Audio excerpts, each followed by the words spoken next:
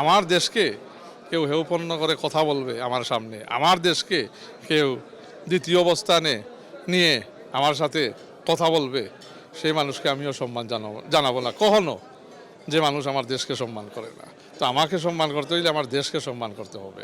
এই হবে আমার আন্তর্জাতিক ফাউন্ডেশন অফ এনগেজমেন্ট। সুপ্রিয় দর্শক, আপনাদেরকে স্বাগত জানাচ্ছি। আমি এখন কথা বলবো মাননীয় প্রধানমন্ত্রীর উপদেষ্টা জনাব হুমায়ুন কবিরের সাথে। আপনারা হুমায়ুন কবিরকে ভালোভাবে চেনেন, আমার নতুন করে পরিচয় করে দেওয়ার দরকার নাই। জনাব হুমায়ুন কবির, আপনি মাননীয় প্রধানমন্ত্রীর উপদেষ্টা হিসাবে দায়িত্ব নিতে যাচ্ছেন, আপনার অনুভূতি কি? দায়িত্ব তো অলরেডি শুরু হয়ে গেছে। তো না, ভালো লাগছে, স্বাভাবিকভাবে তো ভালো লাগে।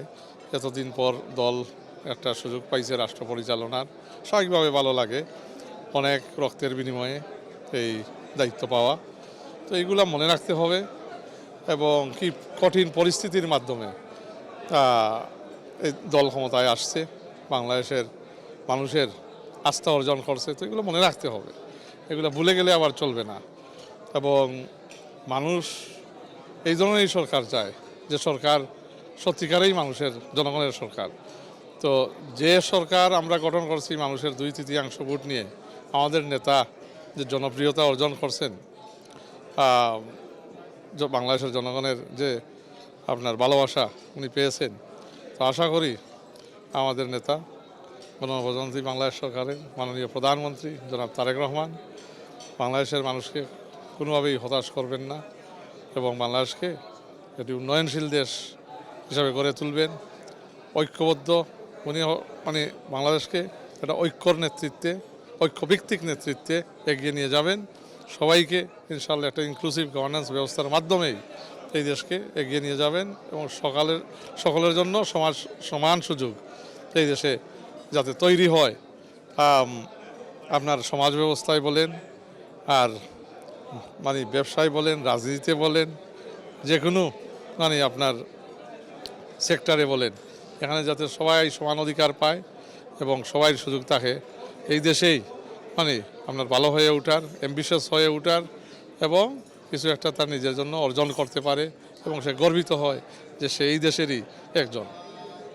আচ্ছা, আজকে আমি গর্বিত করতেছি যে আমি আজকে বাংলাদেশের মাননীয় প্রধানমন্ত্রীর, গণপ্রজাতন্ত্রী বাংলাদেশ সরকারের মাননীয় প্রধানমন্ত্রীর রাষ্ট্র বিষয়ক উপদেষ্টা নিয়োগ হয়েছি এবং এই যে রাষ্ট্রীয় যে মর্যাদা আমি পাইলাম, এটা আসলে এটা অনন্য ফিলিং। এতদিন আমি আসলে তেমন এগুলো বুঝতে পারিনি, কাজের ধরেন চাপ স্বাভাবিকভাবে থাকে, কিন্তু এখন যত আস্তে আস্তে বুঝতে পারছি, দায়িত্ববোধও বেড়ে গেছে। আর মনে হয় যে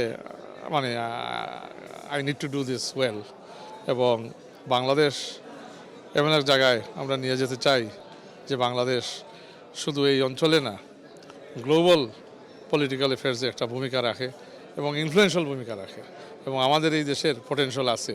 যেখানে আমি যখন কথা বলি, আমি গোলামের মতো কথা বলি না, আমি বলি কনফিডেন্টলি। এটা যে কোনো দেশের অবস্থান সম্পর্কে হোক আর যে কোনো জিনিস হোক, কেন আমি বলি এইভাবে কথা, এইভাবেই বলি।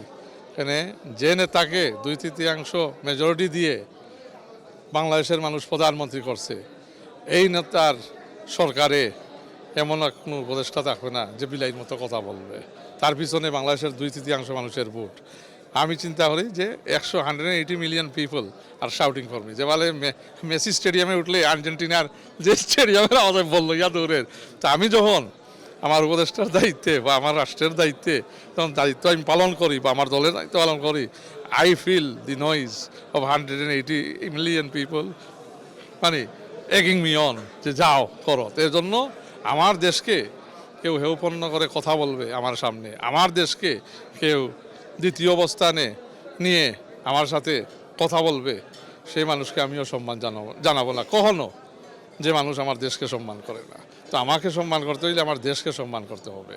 এই হবে আমার আন্তর্জাতিক ফাউন্ডেশন অফ এনগেজমেন্ট হচ্ছেন এবং ব্যক্তি, ইনশাল্লাহ। কেন আমি ওই নেতারই দ্বারা নিয়োগ প্রাপ্ত এবং উনিই বানাইছেন, যিনি এই দেশের মানুষের জননন্দিত জননেতা জনাব তারেক রহমান।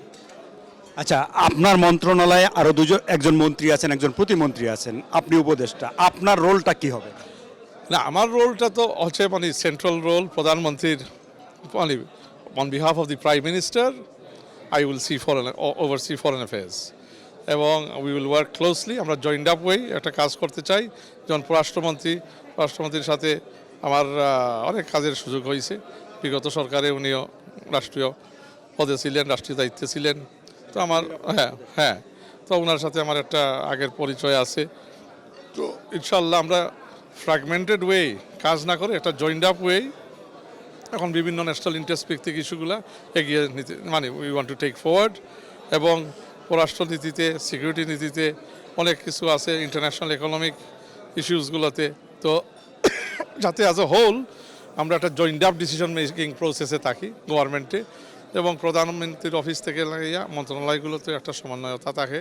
তো এই মানে মূল জিনিসটা হলো যে প্রধানমন্ত্রীর আপনার অগ্রাধিকার আন্তর্জাতিক বিষয়ে তুলে ধরা, এবং এটা যাতে সরকারে প্রাধান্য পায় এবং বাইরেও প্রাধান্য পায়।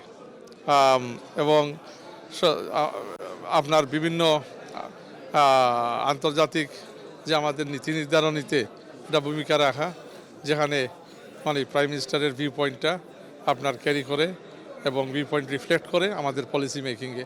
তো এগুলোই আমার মানে দায়িত্বের অংশ। জামাতের পক্ষ থেকে বলা হয় যে জনাব তারেক রহমান আজকের যিনি প্রধানমন্ত্রী তিনি ভারতের কাছে দাসখত দিয়ে এসেছেন দেশে। দেখেন এইগুলা মানে ওগুলা মিথ্যা প্রোপাগান্ডার উপর ভিত্তি করে মানে জামাতের কি ফায়দা হয়েছে তারা আপনারা দেখছেন, আর দেশের মানুষ কোন দিকে অবস্থান নিছে আপনারা দেখছেন। আমাদের বক্তৃতা, আমাদের নেতার উত্তর, কিছুদিন আগেই তো সাংবাদিক সম্মেলন করলেন, বিপুল ভোটে আমরা যখন বিজয় হয় তখন এরপরেই তো কিছুদিনের মধ্যে উনি প্রেস ব্রিফিং করলেন। ব্রিফিং এই প্রশ্নের উত্তর উনি দিয়েছেন পরিষ্কারভাবে। তো এখন আমরা আসলে এগুলা হচ্ছে মানে যারা মানে আপনার যাদের আর কোনো সাবস্টেন্স নাই, যারা ধরেন মানুষের কাছে কোনো কিছু সাবস্টেন্সলি ধরে তুলতে পারে না, এরা এইসব মানে কথাবার্তা বলে, আবুল তাবুল মাঝে মধ্যে বলে, না জেনে না বুঝে, এবং মনে করে মানুষও বুঝে না। তো মানে যা ইচ্ছা তা বলি, কিন্তু তা সঠিক না। এখন বুঝতে পারছে বাংলাদেশের মানুষ যেভাবে বিপুল ভোটে ওনাকে ভোট দিছে, এবং বিপুল ভোটে যেভাবে বিএনপি সরকারকে মানে আজকে নির্বাচিত করে রাষ্ট্র পরিচালনার দায়িত্বে আনছে, পরিষ্কার বিএনপির নীতি নির্ধারণীতে বা যে জিনিসগুলা বিএনপি বলছে করবে রাষ্ট্রীয় ক্ষমতায় গেলে মানুষ মনে করছে এগুলার একটা প্র্যাগম্যাটিক বাস্তবতা আছে, এবং এইভাবেই দেশ এগিয়ে নিতে মানুষও মানে চায়, মানুষেরও ইচ্ছার প্রতিফলন আছে, এর জন্যই মানুষ ভোট দিয়েছে। ওই সব দলের উপর তো মানুষের আস্থা নাই। আচ্ছা, শেষ বিষয়ে সেটা হচ্ছে যে আজকে যে সরকার শপথ নিল, আমরা 49 জন মন্ত্রী দেখলাম এবং 10 জন উপদেষ্টা, এই সরকারের বৈশিষ্ট্য কি? এই সরকারটা কেমন, আপনার মূল্যায়ন কি? ভালো, এখানে তো দেখলাম মানে new it's a refreshing government. আপনি তারেক রহমান হচ্ছেন বাংলাদেশের জন্য একদম রিফ্রেশিং লিডার। তো উনিও একটা ধরেন ভাইব্রেন্সি, ইউথফুলনেস নিয়ে আসছেন, এবং স্যাক্রিফাইস নিয়েও এই জায়গায় আসীন হয়েছেন, প্রধানমন্ত্রী আজকে হয়েছেন। তো আপনার এখানে একটা নতুনত্বর ব্যাপার আছে। তো এখন রিফ্রেশ লোক, এই যে আগের ফেসিস বা অনেক মানে সমস্ত মোটামুটি নিউ ফেসিস, এবং একটা নিউ গভর্নমেন্ট। তো নতুন বাংলাদেশকে 5 অগাস্টের আপনার 2024-এর পট পরিবর্তন পরে বাংলাদেশের মানুষ এইটাই দেখতে চায়, নতুন সরকার, যে সরকার will be reflective of Bangladeshi society today. তো এইটাই মনে হয় এই সরকার একটা উপযুক্ত সরকার উনি মানে গঠন করেছেন, এবং এই সরকারে আপনার তরুণের এবারে যারা এক্সপিরিয়েন্সডও আছেন এদেরও একটা সমন্বয় আছে, এবং এটা নতুনত্ব এবং রিফ্রেশিং ফেসিস আছে, অনেক নতুন ফেসিস এভরিওয়্যার, যেমন একজন দেখছেন সামনে এরকম। তো মানে তো ইনশাআল্লাহ আশা মানে এটা তো এখন মানুষের মূল্যায়ন করা, আপনাদের মূল্যায়ন করেন আপনারা। এই আগামীতে মানে কয়েকদিন পরে মানে বলেন অ্যানালিসিস করে কী ধরনের সরকার হইল ইনশাআল্লাহ। বাট আমার দৃষ্টিতে এটা জাতীয়তাবাদী দেশপ্রেমিক সরকার গঠন হয়েছে, যারা এই দেশকে কখনো আধা সেকেন্ডের জন্য চিন্তা করবে না বিক্রি করার জন্য যে কোনো কিছুর কাছে, যেটা আমাদের দেশের মানে মানুষের স্বার্থের সাথে সাংঘর্ষিক। ধন্যবাদ জনাব হুমায়ুন কবির, আপনি সময় দিলেন। সুপ্রিয় দর্শক, আপনাদেরকে ধন্যবাদ জানিয়ে আজকের মতো শেষ করছি। ভালো থাকবেন। আমরা কথা বলছিলাম মাননীয় প্রধানমন্ত্রীর পররাষ্ট্র বিষয়ক উপদেষ্টা জনাব হুমায়ুন কবিরের সঙ্গে।